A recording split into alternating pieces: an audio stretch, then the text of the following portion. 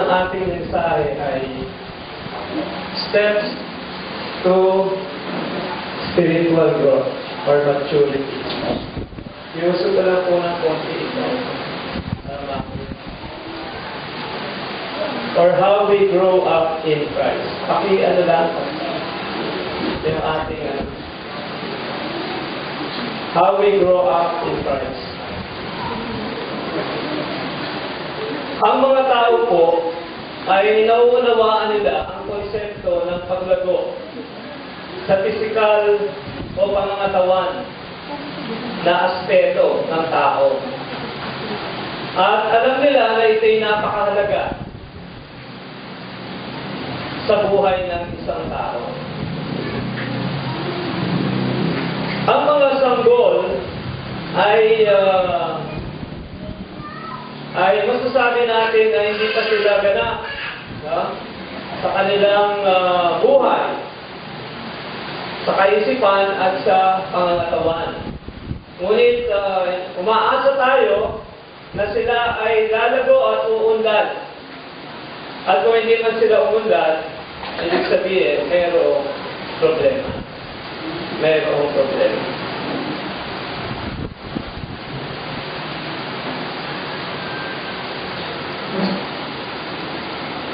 Sa ganun din pong paraan, ang paglagong espiritual ay katulad din ng konsepto ng paglagong pisikal o pangangatawan. At ito ay mas higit na mahalaga kaysa paglagong pisikal.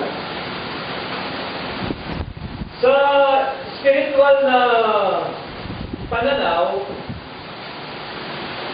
ang paglagong spiritual, ito po ay paglago o pagunlad tungo sa tinatawag nating kaganapan o pagiging perfecto.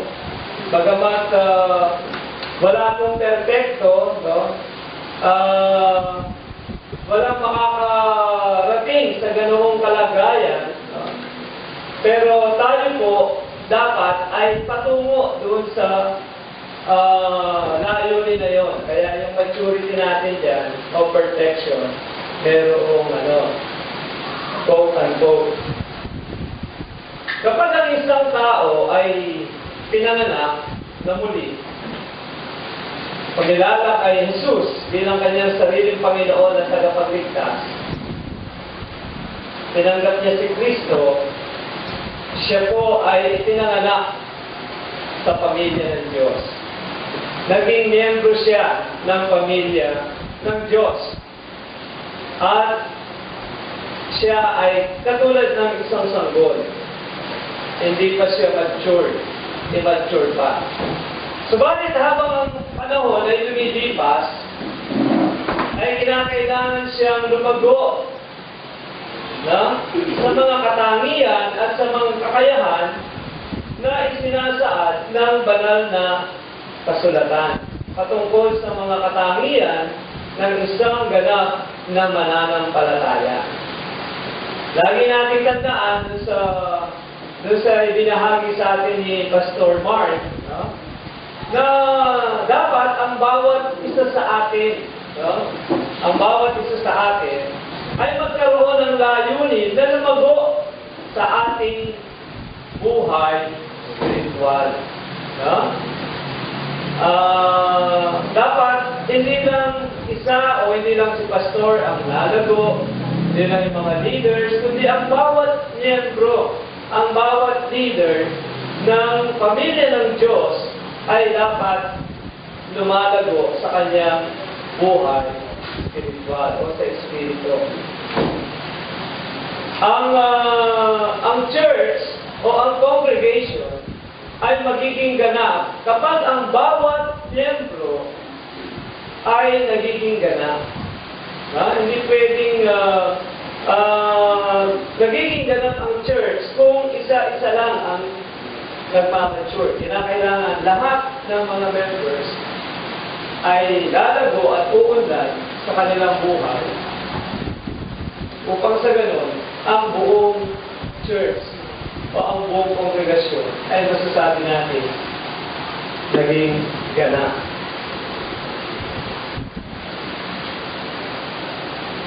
Marami pong mga talata sa Biblia na naglalarawan na kailangan ng bawat isa na lumago at umunlad sa kanyang buhay espiritual. Unang-una, yung sa Ephesians 4:14-15. Sabi po dyan, "Be no longer children, but grow up in Christ." Sa 2 Peter 3:18, sinasabi naman, "But grow in the grace and knowledge of our Lord and Savior Jesus Christ." Sa 2 Thessalonians 1:3, the Thessalonians grew exceedingly in faith. Philippians 1:9, "Paul prayed for their love to abound more and more." So yan po ang ilang mga talata na naglalarawan ng pangangailangan ng bawat mananampalataya na lumago sa kanilang pagkakilala, sa kanilang pananalig at pananampalataya kay Kristo. Hindi po sapat na tayo tumanggap lang sa Panginoon. Kinakailangan na tayo ay umuunlad at lumalago sa ating pananampalataya.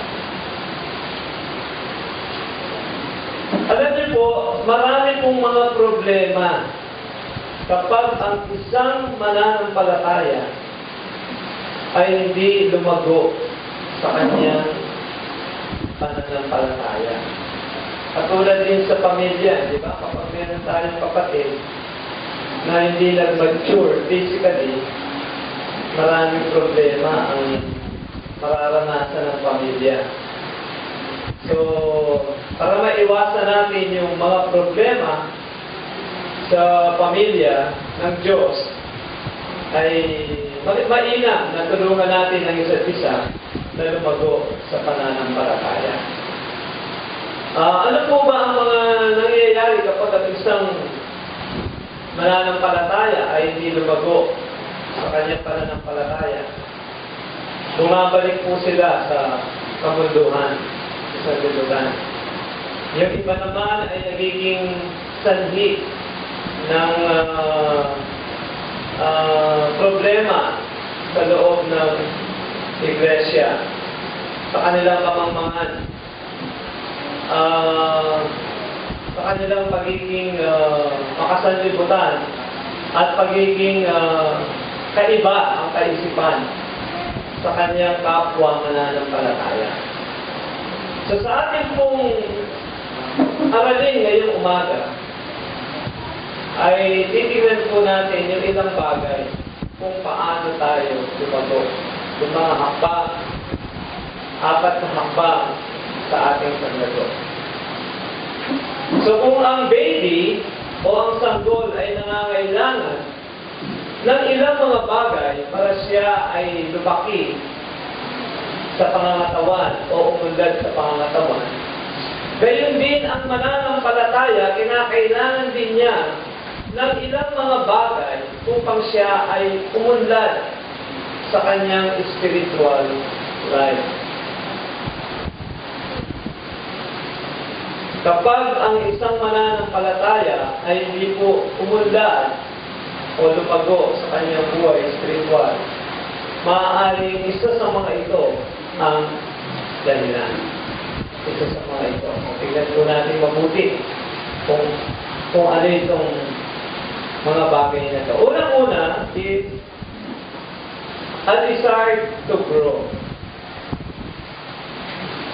Upang tayo na mga tumanggap kay Jesus, pumilala sa Kanya bilang Panginoon at tagapagligtas, ay lumago at umunlad sa ating buhay spiritual o sa ating pananampalataya. Kinakailangan meron kang pagnanais na lumago. Meron kang pagnanais na lumago. We will never grow unless we want to grow. No?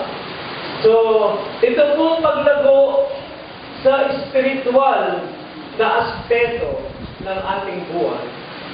Ito po ay isang pagpili. It's a matter of choice.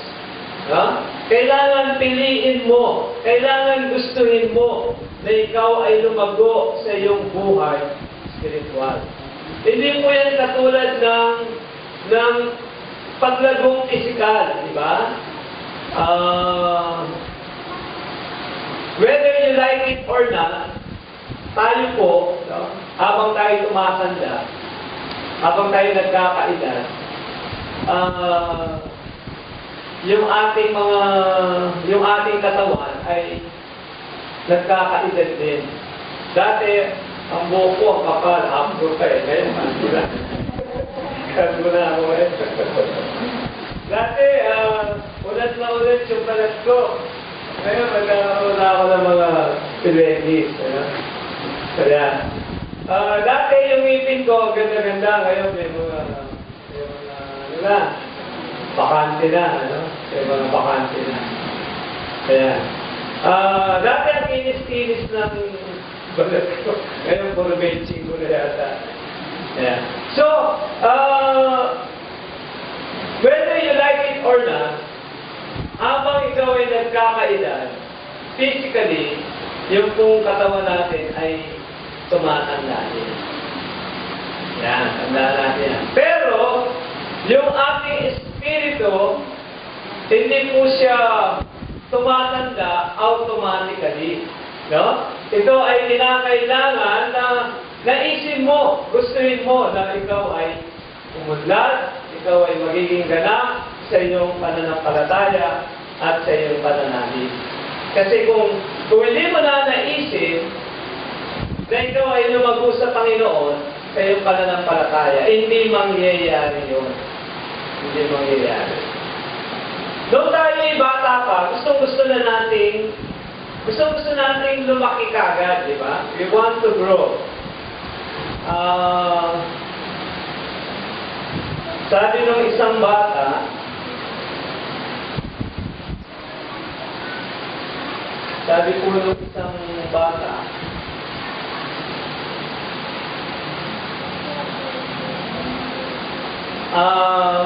gusto kong lumaki para maging katulad ko si Mami o si Daddy o si Michael Jordan. Ayan, medyo Americanized pa. Ang mga magulang at ang mga bata, excited sila, no? Sa kanilang mga anak, kapag yung mga anak ay natututo ng mga bagong bagay. Diba? Tayo mga magulang, nung maliliit pa yung mga anak natin, lalo na si panganay, hinihintay natin yung mabigkas niya yung salitang daddy, diba? Yan, kasi natin yun. O kaya, mami. Kapag narinig na natin yun, tuwan-tuwa na tayo. Diba? Gusto natin na yung anak natin ay makahakbang. Yung unang hakbang niya, inaantay natin yun. So excited tayo sa ating mga anak sa mga bagong bagay na ginagawa nila na nakikita natin sa kanila. So, ang mga magulang, gusto nila na ang kanilang mga anak ay lumaki. Kaya, ganun din po ang Panginoon sa atin. Tayo ay mga anak ng Diyos at gusto nila ng Panginoon na ang bawat isa sa atin ay lumago sa ating